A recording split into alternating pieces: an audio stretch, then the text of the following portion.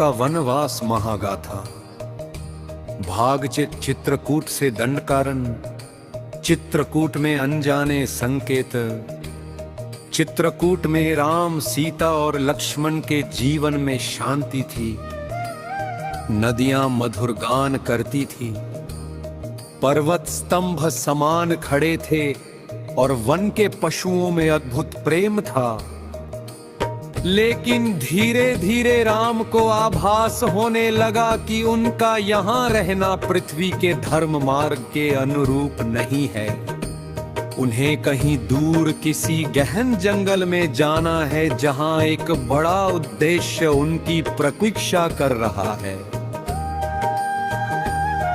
एक दिन राम ने रात में ध्यान किया और उन्हें एक दिव्य संकेत मिला, मानो कोई कह रहा हो, राम, चित्रकूट का समय समाप्त हुआ।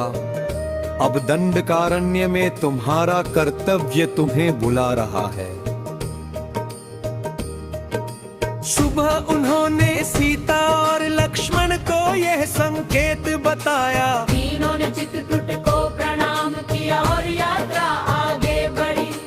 अध्याय फोड़े ऋषि अत्रि और माता अनसुया का दर्शन। मार्ग में वे पहुँचे ऋषि अत्रि के आश्रम। यह आश्रम दिव्य था, जहाँ कदम रखते ही ऐसा लगता था जैसे धरती पर देवत्व उतरा हो। माता अनसुया स्वयं आश्रम से बाहर आई। सीता को देखते ही उन्होंने कहा, देवी सीता, तुम तो तपस्या की मूर्ति हो। वन में चलकर भी तुम्हारे मुख पर कोई क्षीणता नहीं।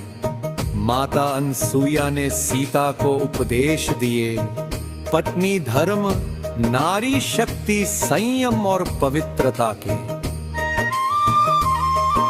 उन्होंने सीता को दिव्य वस्त्र, आभूषण और सुगंध भी भेंट किए, जो कभी फीके नहीं पड़ते। राम ने माता को प्रणाम कर कहा, माता, आपने हमें वह ज्ञान दिया जो जीवन भर साथ रहेगा।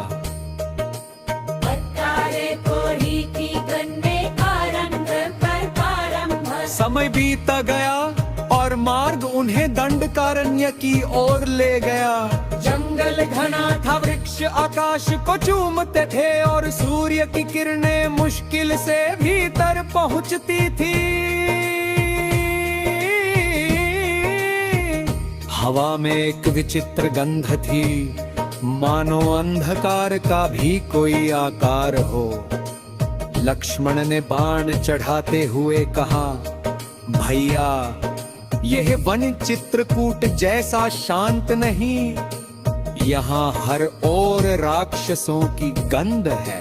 राम बोले, लक्ष्मण, यहीं पर धर्म और अधर्म का संघर्ष शुरू होगा। सीता राम के पास आ गई। उनके चेहरे पर दृढ़ता थी। स्वामी, जहाँ आप हैं, वहाँ मेरे लिए कोई भय नहीं। ऋषियों की पुकार। दंडकारण्य में प्रवेश करते ही राम को तत्काल बुलावा मिला। सैकड़ों ऋषि मुनि एकत्र होकर राम से प्रार्थना करने लगे। राम, दंडकारण्य में राक्षसों का अत्याचार बढ़ चुका है। हम अग्निहोत्र नहीं कर पा रहे। वन में तपस्या बाधित हो रही है। देवताओं के यज्ञ रुक गए। एक वृद्ध ऋषि आगे बढ़कर बोले, हमारे पास शक्ति नहीं। अब धर्म की रक्षा का भार आप पर है। अवतार इसी कार्य के लिए तो हुए हैं प्रभु। राम ने हाथ जोड़कर कहा, वृद्धों, आपका संरक्षण मेरा धर्म है। मैं प्रतिज्ञा करता हूँ, दंडकारण्य का हर राक्षस मेरे धनुष का लक्ष्य होगा। लक्ष्मण ने दृढ़ता से सिर हिलाया। भैया, मैं भी आपके संग हूँ। जब तक रक्त बहेगा राक्षस इस भूमि से मिट जाएंगे। प्यारे सगरे से ऋषिया की पुकार, दंडकारण्य में प्रवेश करते ही राम को तत्काल बुलावा मिला। सैकड़ों ऋषि मुनि एकत्र होकर राम से प्रार्थना करने लगे।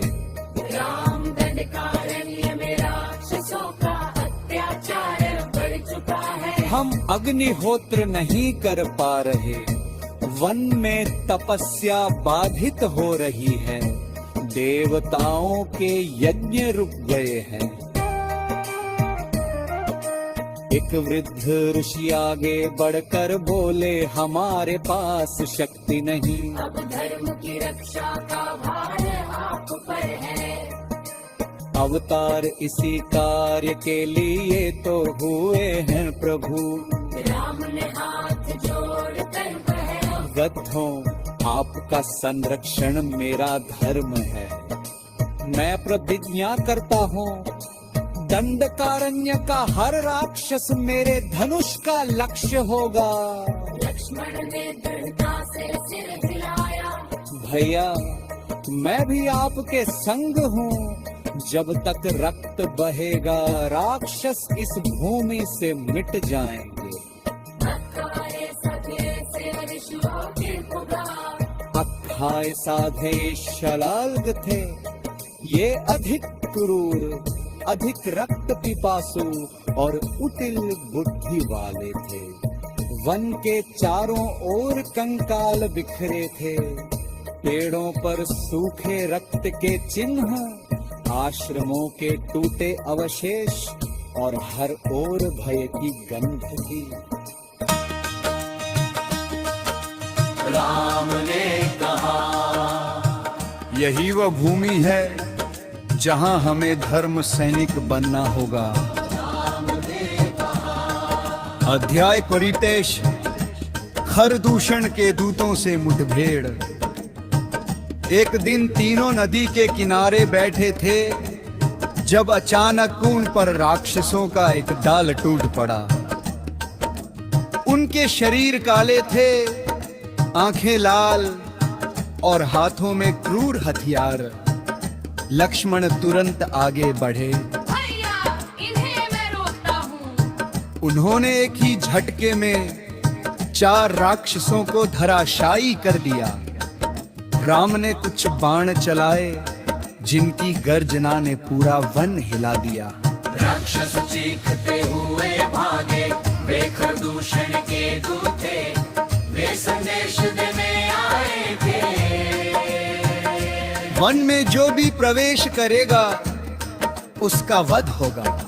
राम ने कहा, अब दंडकारण्य का नया अध्याय शुरू होता है। अध्याय परितेश पंचवटी की ओर मार्ग, दंडकारण्य में कई दिन बिताने के बाद ऋषियों ने सलाह दी। प्रभु, आप पंचवटी जाएं। वहां गोदावरी के तट पर भूमि सुंदर और शांत है। आप वहां कुटिया बनाकर निवास करें।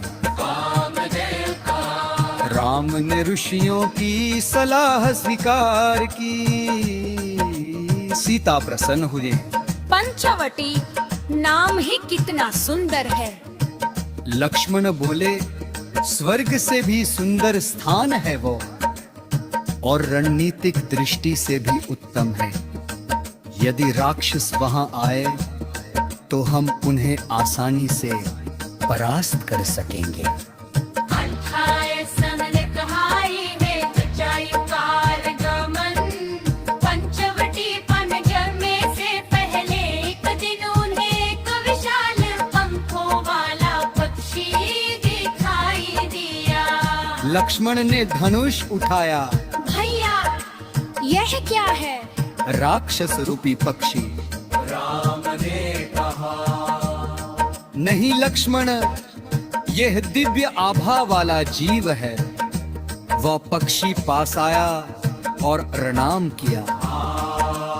मैं जटायु हूँ, गरुड़ वंश का वृद्ध योद्धा। मैंने आपका जीवन चरित्र सुना है। मैं आपकी रक्षा के लिए यहाँ हूँ। सीता प्रसन्न होकर बोली, नाना समान आप हमारे साथ रहे। जरायु ने कहा, देवी जब तक मेरे पंखों में शक्ति है, कोई आपका पुकार नहीं कर सकता। ये वचन राम के जीवन का एक महत्वपूर्ण अध्याय बनने वाला था। अध्याय का दीदी पंचवटी में कुटिया का निर्माण। पंचवटी पहुँच कर लक्ष्मण ने नाई कुटिया बनाई। वह 3 कवों वाली बांस और लकड़ी से निर्मित सुंदर कुटिया थी। आंगन में सीता द्वारा लगाए गए पुष्प, गोदावरी की मधुर धारा, वन के शांत पशु, सब मिलकर यहाँ एक पवित्र आश्रम जैसा वातावरण बना रहे थे। राम को यहाँ अल्पकालिक शांति मिली, लेकिन ये शांत दिन अधिक नहीं रहने वाले थे। अध्याय की इति शूर्पणखा का प्रवेश। एक दिन सीता पुष्प चुन रही थी और राम वन में भ्रमण कर रहे थे। लक्ष्मण शिकार की तैयारी कर रहे थे। तभी अचानक एक विचित्र सुने पंचवटी में प्रवेश किया। उसके नाखून लंबे, आंखें लाल और चेहरा विकृत था। वे राक्षसी थी, शूर्पणखा, रावण की बहन। उसने राम को देखा और उसकी आंखों में विकृत कामना जल उठी। वे बोली, तुम कौन हो सुंदर पुरुष? कौन है यह स्त्री? उसे छोड़ दो और मुझे स्वीकार कर लो। देवी, मैं विवाहित हूँ, यह मेरी पत्नी सीता है। यदि तुम चाहो तो लक्ष्मण से विवाह कर लो। लक्ष्मण हंस पड़े। मैं तो वनवासी हूँ, तुम्हारे लायक कोई देव पुरुष होगा। शूर्पणखा अपमानित हो गई। उसकी आंखों में क्रोध की ज्वाला भड़की। वो चीखते हुए सीता पर झपटी। यदि सीता न रहे तो राम मेरे हो जाएंगे। पर इससे पहले कि वह सीता को छू पाती, लक्ष्मण ने एक ही प्रहार में उसकी नाक और कान काट दिए।